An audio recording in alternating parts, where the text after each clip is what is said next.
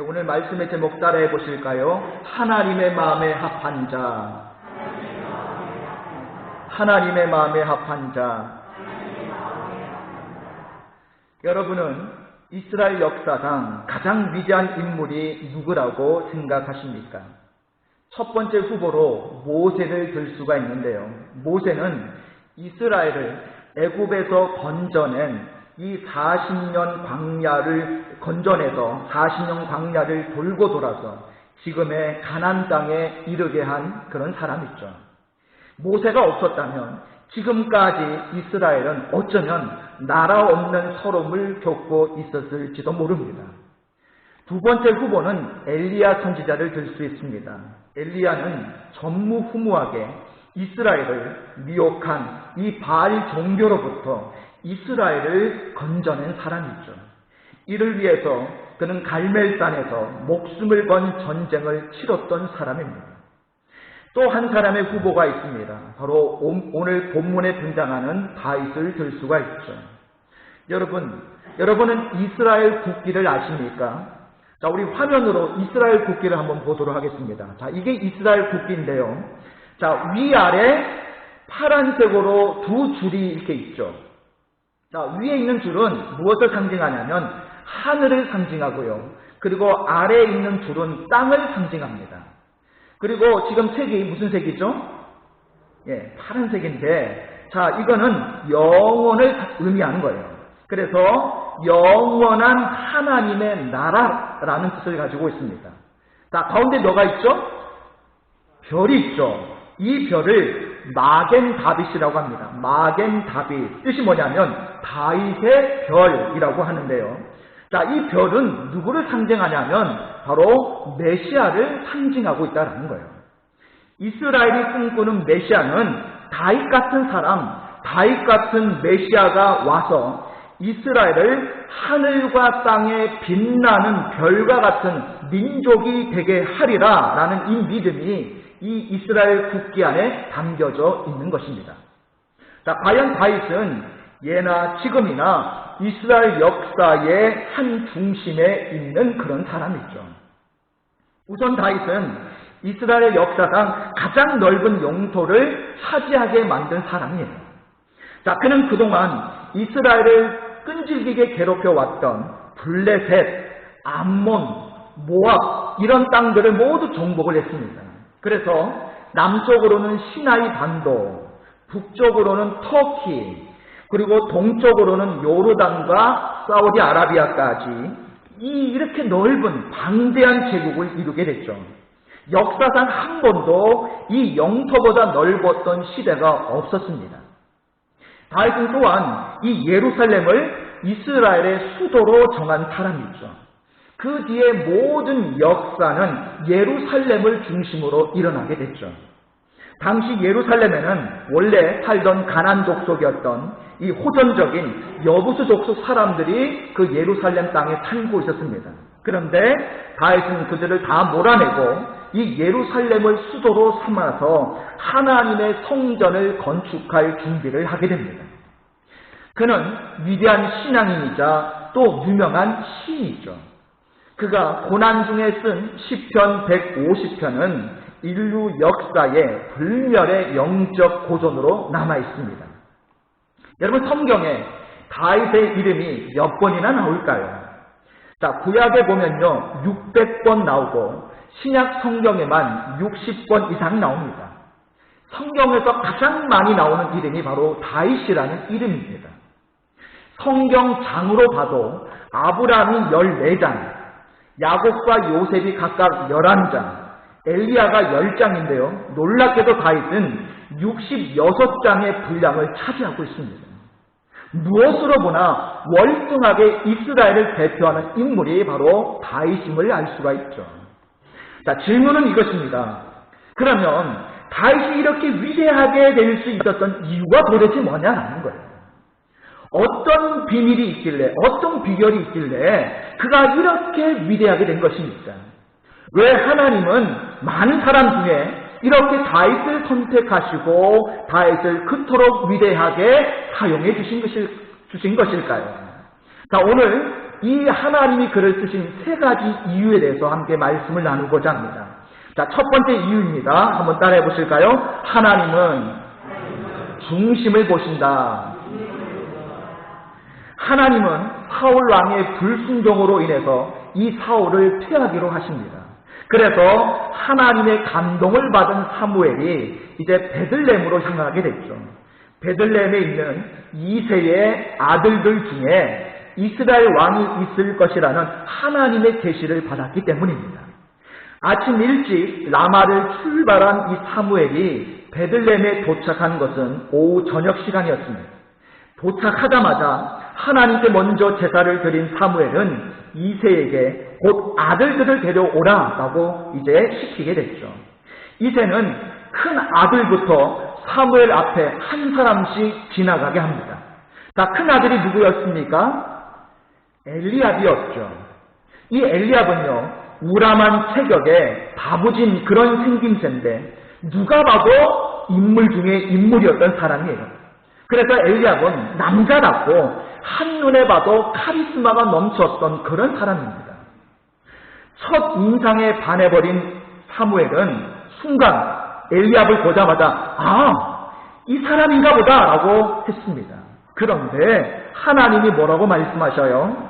자, 오늘 본문 우리 사무엘상 16장 7절을 같이 읽겠습니다. 시작. 여호와께서 사무엘에게 이르시되 그의 용모와 키를 보지 말라. 내가 이미 그를 버렸노라. 내가 보는 것은 사람과 같지 아니하니 사람은 외모를 보거니와 나 여호와는 중심을 보느니라 하시더라. 아멘. 저는 개인적으로 이 성경 구절을 제일 좋아합니다. 특히 마음에 와닿는 구절이 바로 이거예요. 그의 용모와 키를 보지 말라. 사람은 외모를 보거니와 나 여호와는 무엇을 보신다고요? 중심을 보신다. 정말 마음에 와닿아요. 여러분, 사무엘도 흠칫 놀랐을 겁니다. 아니, 이 정도면 괜찮은데 이 사람이 아니라고? 그래서 이제 둘째를 보게 됐죠. 자, 둘째가 누구였습니까? 아비나답이었죠. 이 아비나답은 엘리압과 달리 아주 지적인 사람입니다. 자, 요즘으로 치면 뿔테 안경을 끼고 옆구리에 책 한두 권쯤 옆구리에 끼고 있었을 그런 사람이라고 할 수가 있죠. 침착하면서도 지적이어서 나름대로 괜찮게 느껴지는 그런 사람이죠. 그런데 하나님이 이 둘째 아비나답도 아니라고 말합니다. 자, 이제 드디어 셋째가 지나갔죠. 셋째 아들의 이름이 뭐예요? 삼마였죠. 삼마는 그 시대의 젊은이들처럼 아주 젊고 유행에 민감했던 사람이에요. 자, 요즘으로 치면 청바지에다가 악어 가죽 부츠를 신고 있을 만한 그런 사람입니다. 잔뜩 멋을 부렸지만 뭔가 2% 부족한 사람이죠. 자, 그런데 이제 그 다음 넷째부터는 이름이 언급되지 않습니다. 그렇게 넷째, 다섯째, 여섯째, 일곱째 아들이 지나갑니다. 그런데 아무도 여기에 해당이 되지 않는 거예요. 그러자 문제가 생깁니다. 분명히 이새의 아들들 중에 왕이 있을 것이라고 하셨는데 7명을 다 보았어도 없으니 어떻게 합니까? 그래서 사무엘이 실망스러운 표정으로 이새에게 물어보죠. 더 없습니까? 그랬더니 이새가 뭐라고 얘기를 해요? 하나 있기는 있습니다만 그의 말을 들어보니까 그 말에 힘도 없고 기대도 전혀 하지 않는 그런 눈치죠. 성경을 보면 뭐라고 말씀합니까? 우리 사무엘상 16장 11절 말씀을 같이 읽겠습니다. 시작. 또 사무엘이 이새에게 이르되 내 아들들이 다 여기 있느냐? 이새가 이르되 아직 막내가 남았는데 그는 양을 지키나이다. 사무엘이 이새에게 이르되 사람을 보내어 그를 데려오라. 그가 여기 오기까지는 우리가 식사 자리에 앉지 아니하겠노라. 자, 뭐라고 얘기를 해요? 아직 막내가 남았는데 그는 양을 지키고 있습니다 라고 말을 하고 있죠. 아버지 이새의 이 말은 있기는 있는데 아직 어려서 내놓을만 하지는 않다라는 뉘앙스를 풍기고 있습니다. 자, 막내를 히브리어로 뭐라고 하냐면 하카톤이라고 합니다. 하카톤. 그런데 이 하카톤이라는 이 말의 뜻은 막내라는 뜻도 있지만 또 다른 뜻도 있어요. 어떤 뜻을 가지고 있느냐면 어린 사람, 약한 사람, 시원찮은 사람이라는 뜻도 가지고 있습니다. 다윗은 나이만 어린 것이 아니라 집안에서 그렇게 귀한 존재가 못 되었다라는 것을 이야기해 주고 있는 거죠. 자, 그가 지금 양을 지키고 있습니다라는 말도 다윗은 지금 형들이 해놓은 일에 뒤치다꺼리를 하고 있는 중이다라는 뜻으로 그렇게 말을 하고 있는 거예요. 아버지마저도 막내를 별로 기대하지 않았다라는 것입니다. 마땅히 대안이 없던 사무엘은 그래도 데려와 보라 라고 했고 다윗은 그래서 양을 지키다가 갑자기 부름을 받고 오게 됐죠. 그래서 사무엘이 이제 기다리던 다윗을 보았는데 이게 웬일입니까? 어리기는 했지만 조금 남다른 모습을 볼 수가 있었던 거죠. 사울처럼 키가 크거나 우람하지는 않았지만 오늘 말씀에 보니까 얼굴빛이 붉고 눈이 빼어나고 얼굴이 아름다웠다라고 성경은 말씀합니다. 자, 그를 바라보고 있는데 하나님이 말씀하시죠. 이가 그니 일어나 무엇을 부어라? 기름을 부어라 라고 말씀하십니다. 그래서 사무엘이 일어나 기름을 그에게 부었고 그때부터 다윗과 함께 이스라엘의 새로운 역사가 시작이 되었습니다. 여러분, 이 다윗을 선택하는 오늘 본문의 말씀을 보면 사울과 많이 대조적이죠. 사울은 기스의 장남이었습니다. 가정의 기둥이었고 집안에서도 기대를 한몸에 받고 있는 그런 아들이었죠. 그러나 다윗은 2세의 막내 아들이었고 집안에서조차도 기대를 받지 못했던 아들이었어요. 사울의 외모는 출중해서 얼굴도 굉장히 준수했고 키는 다른 사람보다도 머리가 하나 더 있을 정도로 굉장히 컸습니다. 만일 2세의 아들들 가운데서 사울 다음으로 왕을 골라야 했다면 당연히 엘리압을 골라야 했습니다. 엘리압은 2세가 자랑하는 큰아들로 오늘 이스라엘 왕에 걸맞은 그런 완벽한 외모와 카리스마를 갖추고 있었기 때문이죠. 그런데 중요한 건 이것이죠. 사울을 왕으로 세울 때에 하나님이 그를 왕으로 세우라고 지시한 적이 없다는 거죠. 사람들이 사울을 왕으로 세웠던 것입니다. 사울은 사람이 택한 왕이었죠. 그것을 후에 하나님이 어쩔 수 없이 허락해 주신 것뿐입니다. 그런데 다윗은 달랐습니다. 하나님이 처음부터 지시하신 거죠. 이가 그니 기름을 부어라. 그리고 그 이유도 친히 나중에 뭐라고 말씀하십니까? 내가 2세의 아들 다윗을 만나니 내 마음에 뭐한 자라? 합한 자라 라고 말씀하십니다. 여러분, 이게 중요한 거죠. 이게 정말 중요한 거죠. 하나님의 마음에 합했다. 여러분, 이게 무슨 뜻입니까? 하나님의 마음과 일치를 이룬다는 뜻이 아니겠습니까? 하나님의 뜻과 다윗의 생각이 같았다는 거 아니겠습니까? 사람들은 이처럼 외모를 보고 사울을 택했지만 하나님은 중심, 마음을 보고 다윗을 선택하셨다는 거예요. 그래서 사람의 선택 기준과 하나님의 선택 기준이 다른 거예요. 저희 집사람도 저를 외모를 보고 선택한 것이 아니라 제 중심을 보고 선택을 한 것으로 저는 믿습니다. 아멘. 근데 좀 마음이 좀 쓰라리네요. 여러분, 하나님의 마음에 합한다라는 것은 이거는 다른 말로 얘기하면 한 마음을 가졌다라는 거예요. 왔다 갔다 안 한다라는 겁니다. 한 마음, 두 마음이 아니다라는 거예요. 그래서 다윗이 시편에서 자주 쓰는 말이 전심으로라는 말입니다. 전심으로. 시편을 읽어보면 이 전심으로라는 말이 굉장히 자주 나오죠. 이 말은 다윗이 마음과 뜻과 정성을 다하여 하나님을 섬겼다라는 거예요. 영국의 유명한 영성가인 C.S. 루이스가 이런 말을 했습니다. 하나님과 더불어 다른 모든 것을 가졌을지라도 하나님 한 분만 가진 사람보다 더 많이 가졌다고 할 수 없다. 오로지 하나님 한 분으로 만족하고 그분을 바라보는 것이 바로 그것이 마음이고 중심이다라는 거예요. 사울은 사람을 보고 자기를 바라보다가 망해버리고 말았죠. 그러나 다윗은 오로지 하나님만 바라보았습니다. 여러분, 다윗이라고 실수가 없었던 것은 아니죠. 성공할 때도 있었지만 실패할 때도 있었습니다. 그런데 다윗은 뭔가 다른 점이 있었죠. 그게 바로 뭐예요? 다윗은 실패를 하든 성공을 하든 항상 하나님만 바라보았다는 거예요. 우리에게 중요한 건 지금 우리가 어디 있느냐가 아니라 우리가 지금 무엇을 바라보느냐, 이게 중요한 겁니다. 하나님은 이처럼 다윗처럼 전심으로 자신을 바라보고 전심으로 자신을 찾는 자를 만나주시는 분이신 줄 믿습니다. 우리도 오늘 다윗처럼 전심으로 그리고 한 마음으로 또 하나님과 같은 마음으로 중심을 보시는 하나님 앞에 인정받고 그래서 다윗처럼 위대하게 쓰임받는 인생들이 되시기를 바랍니다. 자, 두 번째입니다. 왜 하나님은 다윗을 선택하시고 다윗을 그토록 위대하게 쓰신 것일까요? 자, 두 번째 이유는요. 따라해 보실까요? 성령의 기름 부음을 받았다.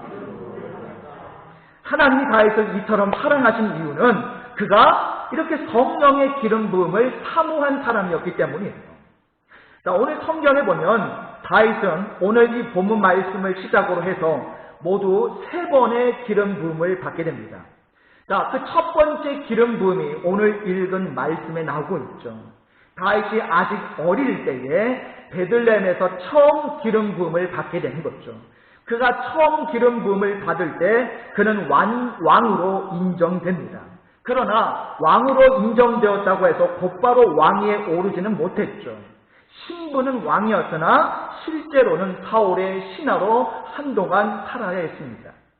자, 두 번째 기름 부음은 언제 받게 되느냐? 유다 지파의 땅이었던 헤브론에서 두 번째 기름 부음을 받게 돼요. 자, 그가 기름 부음 받을 때 그는 이스라엘의 한 지파인 이 유다 지파의 왕으로서 기름 부음을 받게 됩니다. 그러나 아직 전체 이스라엘을 통치하지는 못하고 계속해서 사울의 견제와 핍박을 받는 그런 상태였죠. 다윗이 사울로부터 완전히 벗어나서 전 이스라엘을 통치할 수 있었던 것은 바로 3번째 기름 부음을 받은 다음이었습니다. 그때 그는 드디어 이제 전 이스라엘을 다스릴 수 있었고 명실상부한 이스라엘의 진정한 왕이 될 수 있었던 것입니다. 다윗이 이스라엘의 왕으로 세워지는 이 과정은 결국 어떤 과정과 함께하고 있습니까? 이 기름 부음의 과정과 정확하게 일치하고 있는 것을 보게 됐죠. 첫 번째 기름 부음으로 그는 왕의 신분을 얻었으나 신분은 얻었지만 바로 왕이 되지는 못했고 아직도 남아있는 많은 시련과 훈련을 받아야만 했습니다. 그 후에도 그는 두 번째, 세 번째 계속해서 기름 부음을 받았고 그 결과 전 이스라엘의 왕이 되게 됐죠. 이것이 다윗이 왕으로 세워지는 과정입니다. 우리는 이 다윗이 왕으로 세워지기까지 3차례에 걸쳐서 이렇게 기름 부음을 받은 이 사건을 통해서 우리는 어떻게 성령의 기름 부음을 받아야 할까요? 왜 지속적인 성령의 기름 부음이 필요한 것일까요? 여러분, 옛날 이스라엘에는 세 종류의 기름 부음이 있었다라고 합니다. 첫 번째는 나병 환자를 위한 기름 부음이 있었고요. 두 번째는 제사장을 위해서 붓는 기름 부음이 있었고, 그리고 마지막 세 번째는 왕을 세우기 위한 기름 부음이 있었어요. 자, 첫 번째는 나병 환자를 위한 기름 부음이 있는데 레위기 14장에 나오는 이 나병 치료 과정을 보면 이렇게 나옵니다. 사람이 일단 나병으로 판명이 되잖아요. 그러면 그 살던 동네에서 살지 못하고 진 밖으로 나가야 됩니다. 나가서 물로 몸을 씻어야 돼요. 그리고 동물의 피로 몸을 닦은 후에 제사장에게 와서 기름을 바르도록 하고 있습니다. 옛날 사람들은 이 나병을 하나님의 저주의 상징으로 보았기 때문에 일반적인 치료법이 아니라 특별한 이런 처방이 요구가 되었던 거죠. 그것은 물로 씻고 피로 닦고 기름으로 바르는 것이었죠. 여러분, 우리에게 기름 붓는 이 성령의 첫 번째 사역이 무엇인지 아십니까? 바로 우리의 죄를 씻어주시는 사역이에요. 나병과 같은 우리의 죄를 깨끗이 씻어주시는 것입니다. 오늘 13절 말씀처럼 첫 번째 기름 부음을 받을 때에 자, 오늘 다윗에게 무엇이 임하게 되었습니까? 우리 오늘 본문 16장 13절을 같이 읽어보겠습니다. 시작! 사무엘이 기름 뿔병을 가져다가 그의 형제 중에서 그에게 부었더니 이날 이후로 다윗이 여호와의 영에게 크게 감동되니라. 사무엘이 떠나서 라마로 가니라. 자, 그러나 여러분, 이 한 번의 기름 부음으로 다윗이 완전하게 되었습니까? 사무엘하 11장에 보면요, 그가 밤중에 왕궁 옥상을 어슬렁거리다가 밧세바가 목욕한 것을 보게 됐죠. 그래서 그를 데려와서 간음을 하고 그것을 감추기 위해서 그 남편 우리아를 전쟁터에 보내 죽게 하죠. 무엇 때문입니까? 성령이 그를 떠났기 때문이죠. 시편 51편 11절에서 뭐라고 얘기를 합니까? 나를 주 앞에서 쫓아내지 마시고 주의 성령을 내게서 거두지 마소서라고 합니다. 첫 번째 기름 부음을 받고 왕의 신분은 얻었지만 그 신분이 그 이름이 그를 마음의 죄에서 완전히 벗어나게는 못한 거죠. 그래서 두 번째 기름 부음이 필요했던 것입니다. 자, 이스라엘에서 두 번째 기름 부음은 누구에게 붙습니까? 제사장에게 붙는다라고 했죠. 여러분, 제사장은 어떤 사람입니까? 나병 환자처럼 저주받은 죄인이 아니죠. 하나님의 은혜로 죄와 형벌을 면하고 의롭다 인정받은 하나님의 종이 바로 제사장이죠. 나병 환자의 과제는 죄를 씻어서 심판으로부터 벗어나는 것입니다. 그러나 제사장의 과제는 성전에서 하나님과 함께 거룩하게 사는 것이죠. 그래서 제사장은 나병 환자와 다르게 기름 부음을 받는 목적 자체가 다릅니다. 나병 환자는 단 한 번 기름 부음을 받습니다. 그러나 제사장은 한 번 받는 게 아니라 매일 기름 부음을 받아요. 그는 매일 이 성소에서 이마와 손과 발에 이렇게 세 군데의 기름을 바릅니다. 왜 그럴까요? 매일매일 하나님의 도움이 필요했기 때문이죠. 죄를 씻기 위해서 이 죄 문제를 해결하기 위해서는 나병 환자처럼 단 한 번만 발라도 됩니다. 예수의 보혈의 피가 한 번만 바르게 되면 우리의 죄 문제가 해결되어지죠. 그러나 우리가 지속적으로 구원받은 이후에 거룩하게 살기 위해서는 제사장처럼 매일 성령의 기름 부으심이 필요한 줄 믿습니다. 하나님의 사람이 되는 과정은 바로 이와 같은 과정을 겪는 거예요.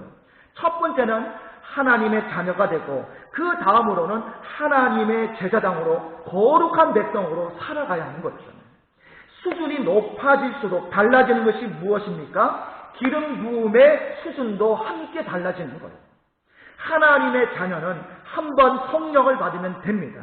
그러나 하나님의 제사장처럼 거룩한 하나님의 백성으로 살기 위해서는 매일매일 계속적이고 지속적인 성령의 기름 부으심을 받아야 되는 거예요.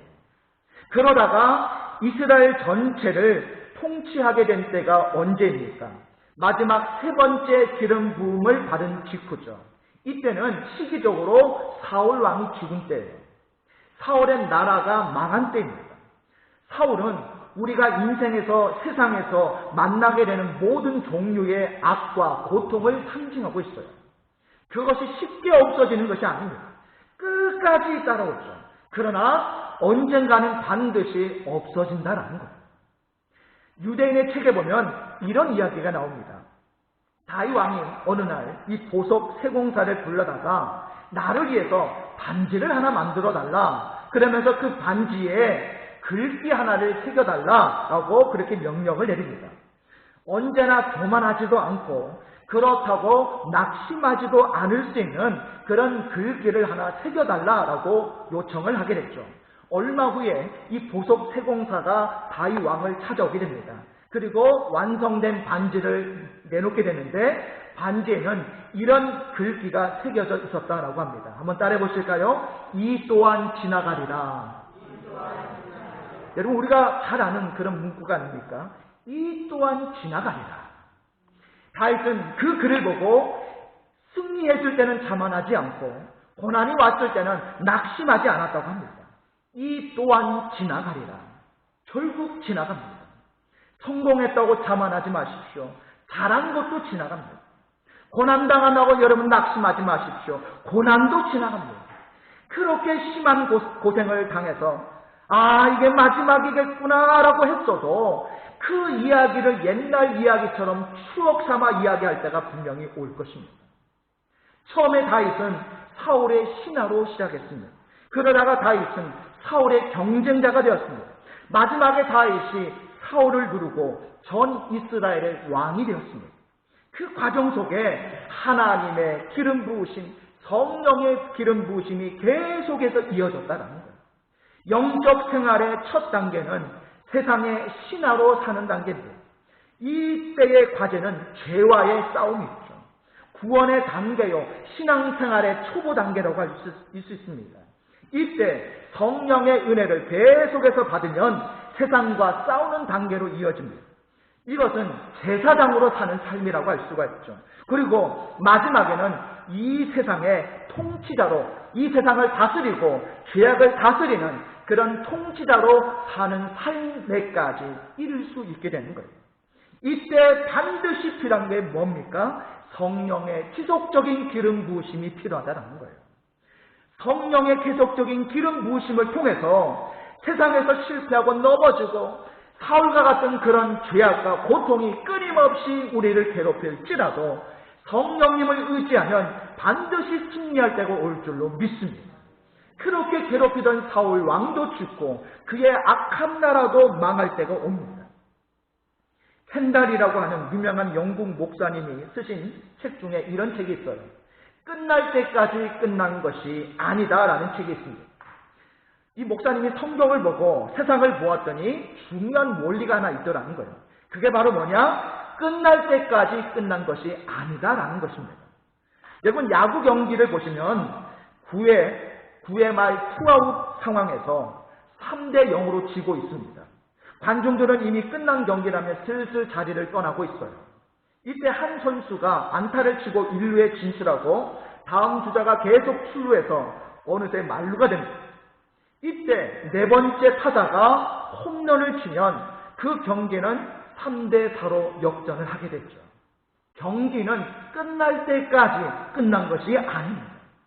다윗이 그 20여 년 동안 그 황금 같은 세월을 사울에게 쫓겨다닐 때에 다윗이 끝났다고 생각했지만 아직 9회 말이 남아 있었던 것입니다. 하나님의 역사는 끝날 때까지 끝난 것이 아닙니다. 여러분, 그때까지 성령을 의지하시고 하나님을 신뢰하는 사람은 반드시 승리하게 될 줄로 믿습니다. 오늘 우리도 다윗처럼 이러한 성령의 기름 부으심을 사모하시고 성령의 충만한 은혜 안에 늘 거하시기를 바랍니다. 자, 마지막 세 번째로 왜 하나님은 다윗을 선택하시고 다윗을 그토록 위대하게 쓰신 것일까요? 세 번째 이유 따라해 보실까요? 양을 사랑했다. 하나님이 다윗을 사랑한 이유 중에 반드시 빼놓아서는 안 되는 것이 바로 이겁니다. 다윗은 양을 사랑했다라는 거예요. 양을 치는 베들레헴 2세의 막내 아들이었던 다윗은 어릴 때부터 들에서 양을 쳤던 사람이죠. 자, 그런데 이 다윗이 양을 얼만큼 사랑했습니까? 자, 오늘 사무엘이 기름 부으러 갔던 그날도 가장 늦게까지 남아서 양을 치고 있었던 사람이 다윗이에요. 여러분, 골리앗이 이스라엘에 쳐들어와서 이스라엘 백성들을 온통 공포에 몰아넣고 있을 때 그를 물맷돌 몇 개로 이길 수 있었던 것은 이 다윗이 어릴 때부터 양을 치면서 습득된 그의 경험 때문이었죠. 골리앗이 쳐들어오자 그가 사울 앞에서 뭐라고 얘기를 합니까? 사무엘상 17장 34절 35절에 보니까 다윗이 이런 말을 하죠. 주의 종이 아버지의 양을 지킬 때에 사자나 곰이 와서 양떼에서 새끼를 물어가면 내가 따라가서 그것을 치고 그 입에서 새끼를 건져내었다라고 이야기를 해요. 여러분 놀랍지 않습니까? 여러분이 양을 지키고 있는데 사자나 곰이 와서 양 새끼를 물어가면 여러분 쫓아가시겠어요? 여러분 목숨 내놓고 싸우겠습니까? 여러분, 어릴 때부터 이렇게 양을 소중히 여기고 사랑했던 다윗에게 하나님은 이제 그의 백성 이스라엘을 양으로 주셔서 다스리게 하신 것이죠. 어린 양 한 마리를 위해서도 목숨을 걸고 사자와 곰과 싸웠던 다윗, 그는 하나님의 어린 양 이스라엘을 지키는 왕으로 세워주신 겁니다. 다윗은 이렇게 자라면서 어릴 때부터 양을 사랑했듯이 영혼을 사랑하고 사람을 사랑했던 사람이죠. 겸손히 사울의 신하로 들어가서 그 밑에서 복종하면서 자신을 시기하고 미워하던 이 사울왕을 얼마나 사랑하고 섬겼는지 모릅니다. 사울이 다윗을 시기해서 8번이나 창으로 그를 던져서 죽이려고 했음에도 불구하고 사울이 이 악령으로 말미암아 힘들어할 때마다 어떻게 합니까? 사무엘상 16장 23절에 보면 하나님께서 부리시는 악령이 사울에게 이를 때에 다윗이 수금을 들고 와서 손으로 탄즉 사울이 상쾌하여 낫고 악령이 그에게서 떠나더라라고 말씀해요. 상쾌하다라는 말은 마음을 편하게 했다, 마음에 힘을 주었다라는 뜻이죠. 자기를 향해 창을 던져서 죽이려고 하는 사람에게 오히려 은혜로 대갚아준 다윗. 양을 사랑하듯 일생 사람을 사랑한 사람. 그래서 그는 사무엘상 22장에서 자기를 찾아온 환난당한 사람 400명을 받아주고 그들과 함께 아둘람 굴에서 생활을 했었죠. 엔게디 동굴에서 우연히 만나게 된 자기를 잡으러 온 이 사울왕을 죽이지 않고 그의 옷자락만 살짝 베었음에도 불구하고 그것이 양심의 가책이 되어서 한없이 눈물을 흘렸던 사람. 우리도 우리를 죽이러 덤비는 사람들을 위해 여러분 우십니까? 내가 고난당하기 때문에 우는 것이 아니라 그가 그렇게 된 것 때문에 마음이 아파서 울고 계십니까? 다윗처럼 양을 사랑하고 영혼을 사랑하고 이웃을 사랑하고 심지어 나를 죽이고 미워하고 시기하는 원수까지도 사랑할 수 있기를 바랍니다. 말씀을 정리합니다. 왜 하나님은 다윗을 선택하시고 다윗을 그토록 위대하게 쓰신 것일까요? 첫 번째 이유는 하나님은 다윗의 중심을 보셨기 때문입니다. 오늘 저와 여러분의 중심도 하나님 앞에 전심으로 한 마음으로 하나님과 같은 마음으로 하나님이 인정하시는 중심이 되시길 바랍니다. 두 번째 이유는 뭡니까? 성령의 기름 부으심을 받았기 때문이죠. 우리도 성령의 기름 부으심을 날마다 사모하여 하나님 앞에 쓰임받는 인생들 되시길 바랍니다. 세 번째 이유는 양을 사랑했기 때문이죠. 오늘도 양을 사랑하고 영혼을 사랑하고 원수까지도 사랑함으로 오늘 다윗과 같이 하나님이 선택하시고 하나님이 위대하게 사용하시는 그런 주인공들 다 되시기를 주님의 이름으로 축복합니다.